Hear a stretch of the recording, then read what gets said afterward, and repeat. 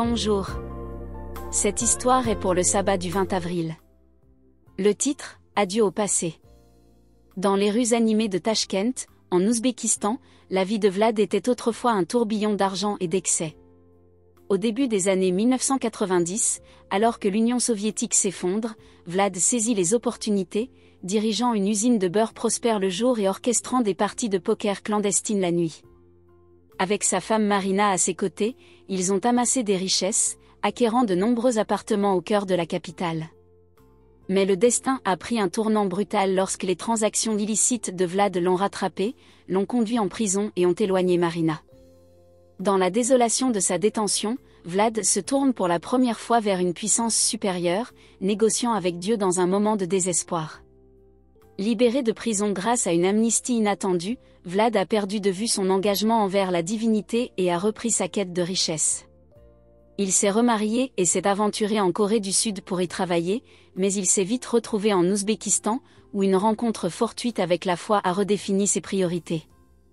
Attiré par sa seconde épouse, Aliona, dans une église adventiste du 7e jour, Vlad s'est détourné des questions d'argent pour s'intéresser aux questions de l'âme.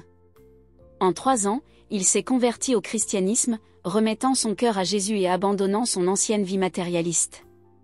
Fort de sa nouvelle foi, Vlad s'est lancé dans un voyage missionnaire en tant que pionnier de la mission mondiale, avec pour mission de répandre l'évangile parmi ses compatriotes ouzbeks. Malgré le contraste frappant des revenus, son engagement envers Dieu est resté inébranlable. Pourtant, ses nouvelles convictions ont été mises à l'épreuve de manière poignante lorsque Marina a refait surface, revendiquant les propriétés qu'il partageait. Insensible à l'attrait de la richesse, Vlad renonce volontiers aux appartements, qu'il considère comme les reliques d'un passé dépourvu d'illumination spirituelle. Alors que Vlad signe l'abandon de ses anciennes possessions, le regard incrédule du notaire rencontre son attitude résolue. Ses actions, bien que déroutantes pour Marina, reflétaient une profonde transformation intérieure alimentée par la foi et un nouveau sens de l'objectif. En quittant le bureau du notaire d'un pas léger, Vlad ne regrettait pas ses décisions. Son allégeance repose désormais uniquement sur Dieu, qui, a-t-il professé, a abondamment pourvu à ses besoins.